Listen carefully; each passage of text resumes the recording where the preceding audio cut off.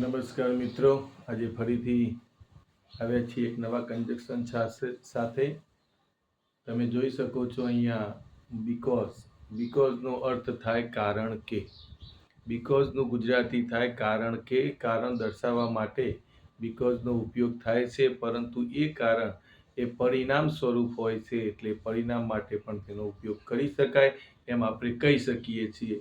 તો બીકોઝનો ઉપયોગ કારણ કે પરિણામ દર્શાવવા માટે.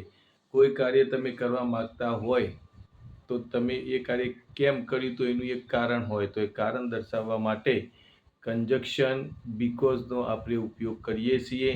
કોઈ પણ કારણ દર્શાવવું હોય, દાખલા તરીકે હું શાળાએ જઈ શક્યો નહીં કારણ કે હું બીમાર હતો.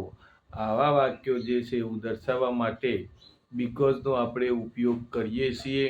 અહીંયા તમે બોર્ડ પર જોઈ શકો છો, વાક્યો મેં લખેલા છે. વાક્ય દ્વારા આપણને સમજ મેળવવાની છે બાળમિત્રો. ખાસ કરીને ધ્યાન આપજો કે કેવી રીતે બીકોઝનો ઉપયોગ આપણે કરી શકીએ. બરાબર છે.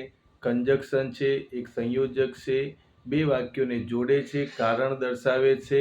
એ બીકોઝ કેવી રીતે ઉપયોગ આપણે કરી શકીએ જોઈએ. તો અહીંયા બીકોઝ એટલે કારણ કે એવું ગુજરાતી થાય છે. પરિણામ દર્શાવવા માટે, એટલે એક કારણ દર્શાવતું હોય એનું પરિણામ દર્શાવવા માટે. અહીંયા લખ્યું છે મિત્રો, જુઓ, he can not go to school.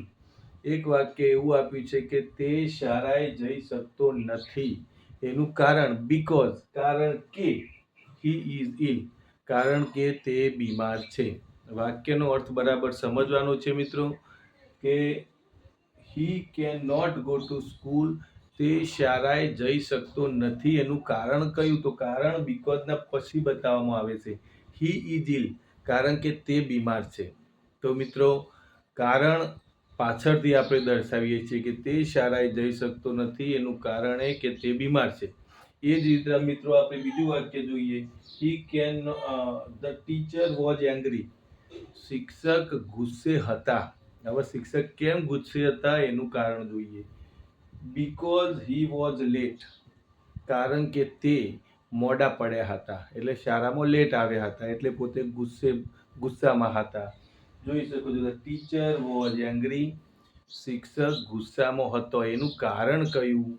તો બીકોઝ હી વોઝ લેટ, કારણ કે તે લેટ હતા. બરાબર છે. તો આમાં પણ કારણ અને પરિણામ આપણે કહી શકાય, દર્શાવાયું છે કે શિક્ષક લેટ હતા એના કારણે એ ગુસ્સામાં હતા. આગળ જોઈએ તો Rohit can not attend the party. Rohit પાર્ટીને અટેન્ડ કરી શકતો નથી અથવા પાર્ટીમાં જઈ શકતો નથી. એનું કારણ કયું? તો બીકોઝ, કારણ કે હી હેડ મિસ્ડ ધ ટ્રેન, કારણ કે તે ટ્રેન ચૂકી ગયો હતો.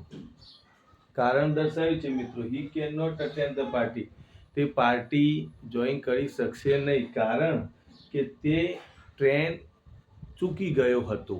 એ એનું કારણ છે. તો મિત્રો જોઈ શકો છો, કારણ દર્શાવવા માટે અહીંયા બીકોઝનો ઉપયોગ કરવામાં આવે છે.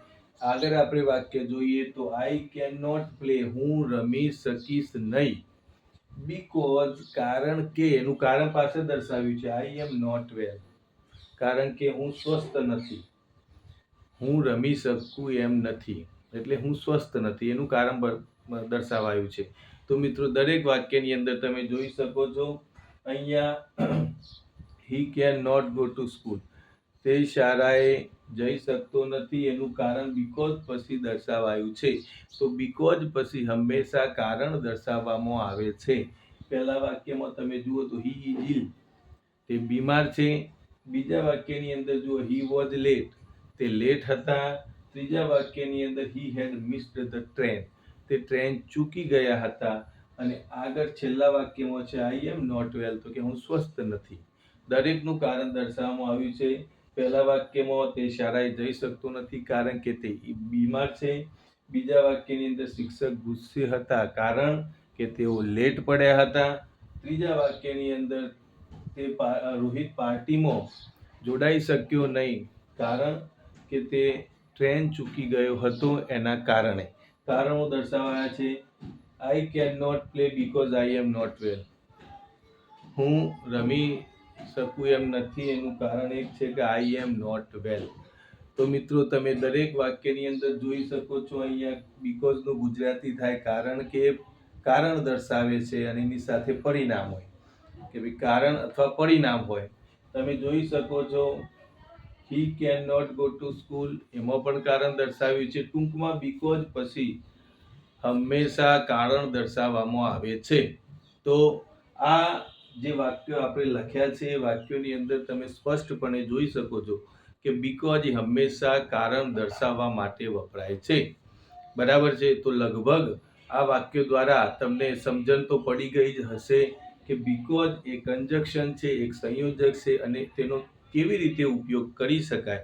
તો બાળ મિત્રો તમે પણ પોતાના ઘરે સારા એવા બનાવજો વાક્યો બીકોઝથી. તમારા વાલીને બતાવજો, તમારા શિક્ષકને બતાવજો, તો તમને ખબર પડશે કે બીકોઝનો ઉપયોગ કેવી રીતે કરી શકાય. ફરીથી આવા એક નવા કંજક્શન સાથે આપણે મળીશું. બરાબર છે. ત્યાં સુધી મિત્રો ઘરે રહી તમે મહેનત કરજો. આવજો.